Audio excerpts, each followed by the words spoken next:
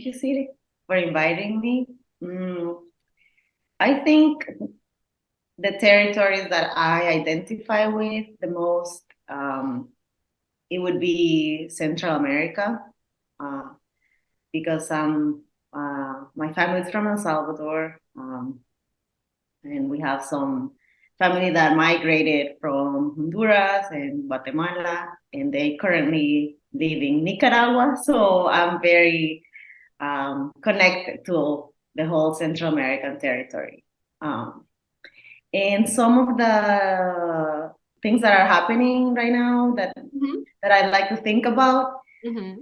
So I've always been connected to the issue of violence against women in general, and mostly cisgender women, because I remember when I was growing up, like I used to watch the news like every night, and it was like most of the news were always something related to sexual violence or harassment, the murder of women, like all these things. So as a child, like I'm very sensitive, so I would always think, like why does this happen? Like, is this normal?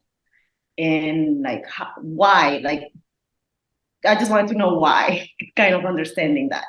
And so, what now that I have had the opportunity to study, the roots of violence against women, I have been very fortunate to learn from different women across, like Central America.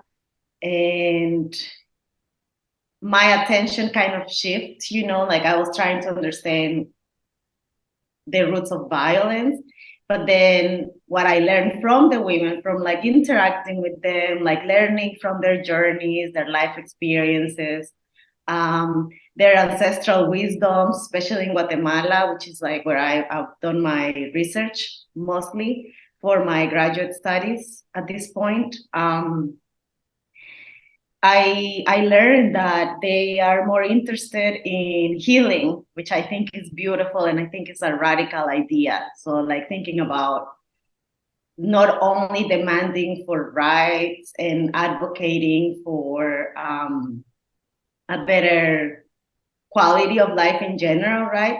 A life free of violence, like that in itself is very, important. But like how radical it is to actually start thinking about healing, like wounds that are shared, so that there are social wounds that are intergenerational wounds, right? So and how, like for me, like in Guatemala, they are such an inspiration, right? Because they are thinking about these issues and they implement healing in social actions, in protests, in so many areas of life, but specifically through art, like through theater and performance and dancing and joy, like all these things.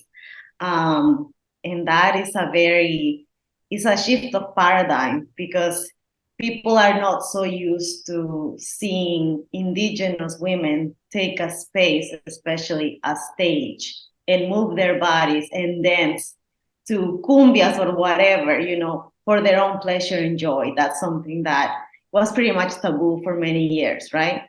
So yeah, I feel very connected to that in a sense, and I learned so much from them.